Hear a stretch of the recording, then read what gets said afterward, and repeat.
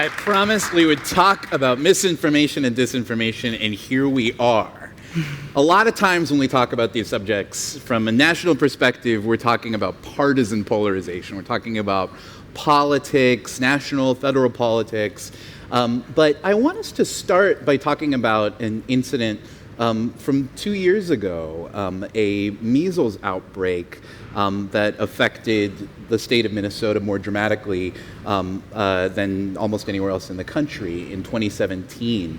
And Ed, I want to start with you. You were health commissioner in the city at the time that this outbreak happened. And I just want you to take us into that story. What role did misinformation play in that outbreak?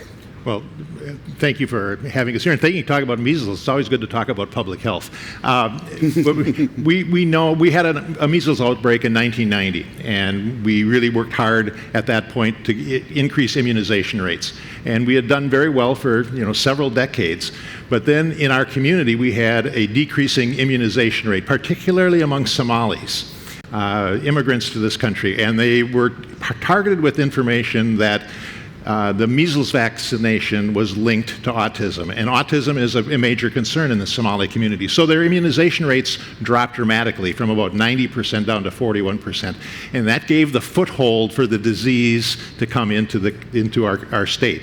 And we then, in 2017, had an outbreak of 75 cases. 91% were unvaccinated, and about 2/3 of them were in the Somali community, which had been targeted with information by a disbarred physician and a group of anti-vaxxers to give information to that community that they shouldn't get vaccinated because it is linked to autism. And it really took off in that community. And so we really struggled to turn over that, change the information, change the narrative, and really it took a lot of work to do that until we finally got the immunization rates back up to about 90%, with a lot of help from the media, but also from the medical community and from the Somali community itself.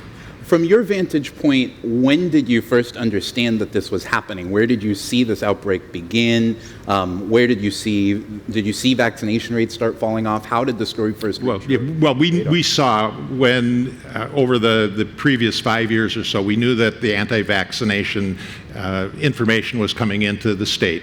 And so we really worked with the Somali community. And we did, with our surveillance, we saw that the rates of immunization were going down. So we knew it was just a matter of time before something would happen. And so we really started to try to work to overturn that. But it's a very difficult task to overturn that misinformation when people want to blame something and somebody for the problems that their children are having. Yeah. Emily, you study health communications, you study, when we were talking just a second ago backstage, we were talking about misinformation and disinformation almost as an info virus infecting and spreading among a community. For this episode in particular, how did it happen to spread? How was it that folks came to trust information that was countervailing to a pretty entrenched and established scientific consensus? Well, I think there's a lot of factors at play. One of which I think that Ed already identified, there was a gap. People didn't like the current medical explanation, and they wanted to feel like there was something they could do. The misinformation gave them that. It said, you don't want your child to get sick, you don't want them to get autism, just don't vaccinate them. And that's a really obvious solution if you believe it. I also think there is a trust gap, that maybe they aren't trusting the medical professionals who are trying to give them that accurate information. So I think part of what turned it around is all of the community coming together. It's not just the newspapers, it's not just the medical professionals, but also the community members. Now, I want to come to that trust gap specifically, and talking with you, Kat. You are at the Pew Research Center, where you have been researching that gap in trust and the decline of trust in journalistic institutions. Pew has been covering this for decades in surveys. What has caused it from your perspective? What are you seeing? How has it partisanship? What are the dynamics that have caused folks to diminish trust in their news organizations? You're absolutely right. This is not something new. We've seen this kind of trend the past 20 years and more, and others have documented this kind of decline in trust in the news media. And it's not just the news media, it's a lot of different institutions in in the U.S. that we are seeing this kind of like lack of confidence in how they operate.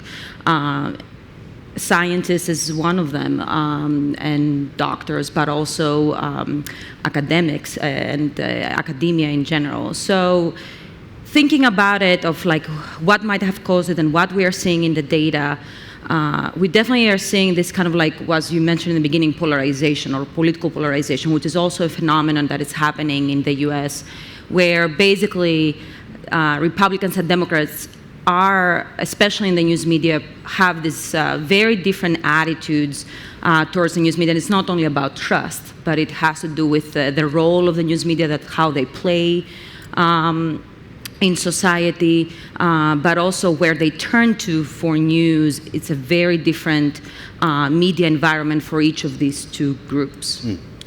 Who do people see as being responsible for the spread of misinformation and disinformation? So we did this large survey, kind of like trying to untangle this kind of like misinformation environment. And one of the things we found is that predominantly Americans believe that politicians, elected officials are the culprits of spreading misinformation. However, it's interesting, and journalists were much in a lesser extent.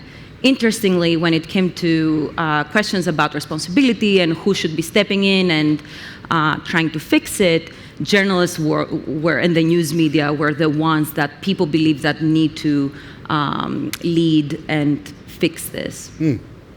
So my understanding is that local journalists retain more trust than national journalists overall. And Ed, I'm curious from your perspective, what was the role of the local media ecosystem, the local and national media ecosystem, in either furthering or combating the spread of misinformation around vaccination? Certainly, those of us in the public health community use the media to get out the messages, the public health messages. So they were really important on sort of, as you said, sort of putting a cone around the misinformation. So we tried to get the information out to the local media so they could get it to the local community papers, to the radios and television stations, while we actually did the information work with the community itself, actually meeting with folks. So they were our tools to actually provide the information to really, build that wall around the misinformation as best we could. And Emily, from your vantage point, what were the most effective methods within the health communications community for combating the spread of misinfo? So I largely look at this in the terms of social media, which is really important because there's a lot of health misinformation on social media. And local news organizations can actually help in 3 different ways with that. First, by providing really high quality information, exactly what you're talking about, because that gives us the resources to respond to misinformation and to know what's accurate. 2, they can respond to misinformation themselves, so you don't have to rely on other people, on doctors. If you see somebody spreading misinformation and you're a local news organization, use that trust, use that responsibility that's being placed on you to respond. And 3rd, by helping people become more news literate to understand how news creates its content. We've seen that it seems to act almost as an inoculation, helping people resist misinformation better. Yeah. And Kat, one of the sources, or the sources of blame, I guess, for this rise in misinformation, and also for the paired trend with it, the decline, the diminishment in a lot of places of local news and local journalism, has been the internet and social media, and the fact that there are fewer gatekeepers and that fewer institutions can play a gatekeeping function. But there's a countervailing point to that too, in that people can also see themselves represented more. They can have a voice in spreading information themselves and in being reflected in the media landscape more broadly. And I'm curious how that shakes out in terms of public opinion. Do people's ability to control themselves, to participate in the flow of news, how has that affected the trust that they place in the spread of news overall? I mean, definitely the experience of the news experience has changed. Like, that's something we've seen. I mean, I've worked with the center now for 9 years. It's one of the big things that we are seeing. The way people interact, the environment that they're in has really changed. And it's right, it's because of social media. You're having this kind of like more integrated experience with news that was not the case before. Local news is a big part of that, and especially because what we've seen when it comes to local news and studying about local news, you see that kind of like community connection that plays a very big role in trust, in how you assess your local journalists and how you believe that your local news media are doing in society, like kind of like having that connection, talking to a local journalist, all these measures that show this kind of community engagement really plays a role in how people perceive their media, their news media, in the local level. Yeah. It's easy to understand at a national level how something like politics could result in these very different information landscapes where people are in different media environments, they're hearing and they're trusting different information about what's happening. But when it comes to issues that are really, that affect people personally, health, schooling, transportation, even, it's harder to understand how misinformation spreads. It's harder for me, I should say, to understand how misinformation spreads. Is there any difference from what you're seeing in the numbers, Kat, at Pew, in how people are receiving political information from information on subjects like health? I mean, yes and no, I would say. Definitely there are pockets of people on how they interact with misinformation, and there's difference. Literacy, digital literacy, it's a big play here. So even if you see these partisan divides, how good you are with using the internet and being able to manage social media plays a role in how you can identify misinformation, which is very much related also to age. Younger people are better at being able to manage misinformation online. So you're right, it's not only this kind of like partisan divide, but there is also an inherent technological, in a way, challenge that it's there, and people are trying to kind of like figure out what is coming to them. Yeah. So Ed, bring us forward a couple years from this outbreak. How has the picture changed now? How has the community responded to the outbreak, and how is the dynamic different? Well, we got the immunization rates up. We got the medical community engaged with the Somali community. We got the information out. But as time goes on, the anti-vaxxers are continually put out information, and the immunization rates among the Somali community are coming down again. So fortunately, we didn't have any cases this year, but the risk is still there. So we just have to continue to work with our media colleagues to try to get good information out. But they don't want to talk about immunizations when there's no outbreak. They only want to talk about it when there is an outbreak. But get your flu shot. But we're also, and then trying to build connections with the local communities themselves to get that information out.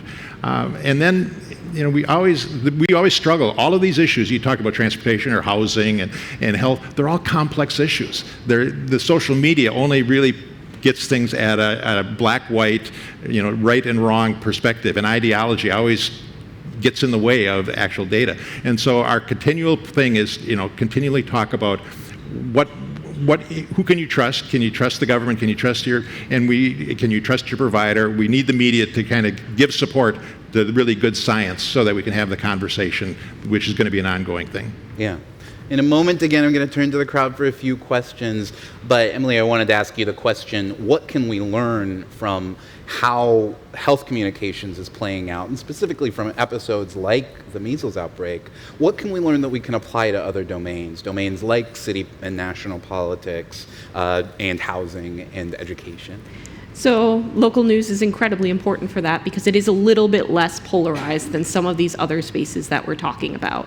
It has the opportunity to speak across lines of difference, whether they're partisan, whether they're age, whether they're gender, in a way that few of our other media are able to. Much as social media has its ills, though, I don't think we can ignore it. I think it's going to be an increasing part of that landscape, and so really figuring out how to make sure people are getting quality information, and when there isn't quality information out there, doing our part to respond to it. How much, just one more I'll throw in there, how much does representation matter? How much does it matter who is sending the messages and how much they reflect the community that's receiving the messages? quite a lot. I mean, one of the reasons we like social media is we get to see people like us, people that we trust, sharing information. Luckily, local news, unlike a lot of the other organizations mentioned, still maintains a higher trust than a lot of other sources, so leveraging that's important. Now let's turn to the crowd. We have a question over here. Hi, I'm Michael Griffin. I'm from Macalester College, and I had a question for Ms. Matsa. When you were mentioning that young people seem to be able to handle misinformation better online, I wonder if you could explain that a little more specifically, because it kind of runs counter to my experience. Yes. So we did I think it has been a year, we did a study of basically trying to understand factual and opinion statements. And we run this basically experiments with our panel, and what we found is that younger people, those that are more engaged in the political process and more informed and more digital savvy, were more likely to be able to identify and categorize basically factual statements correctly, rather than assigning them as opinions and vice versa. That's also something that we saw also this year when it came to misinformation specifically, kind of like the ideas of like spreading and how pessimistic you are for the future about misinformation. Younger people seem to be a bit more able to identify misinformation and not spread it, but also more optimistic about the future. Don't gloat too much, millennials and Xennials. By the way. I would just like to add on, there was at least one study that looked at the 2016 election and found that on Facebook it was older people who were sharing more misinformation. Hi, I'm Allison Ashawn. I'm with the Blandin Foundation in Grand Rapids. And I understand that Minnesota has a very strong network of newspapers. We've got 300 newspapers in the state, almost all of which are in rural places. Can you talk about the importance for Minnesota of that network of seasoned journalism in place? Well, I can certainly do, because one of my, I've been going, when I was commissioner, went around the state actually meeting with the librarians and all of the communities and the county commissioners and trying to always make a time to talk with the local news media and their editorial thing, because their health is really a local issue, and trying to get that information out. And they read the local newspaper, really do. And so anytime we can get articles in there and get information out, and then make the link between local public health and local medical community with the newspaper or media, TV, radio, it really helped. And that's just one way of distributing the information throughout the state. I found it very effective. And I've got to say, being back in Minnesota, pride yourselves on the preciousness of your still thriving and robust media ecosystem, because it's not the case everywhere. And the fact, I went to the Star Tribune earlier today, and the newsroom has improved leaps and heads and shoulders above where it was 15 years ago is astonishing. So it's got to be protected. Ed, Emily, Kat, thank you very much for your time this afternoon, and thanks again to all of you. Thank you.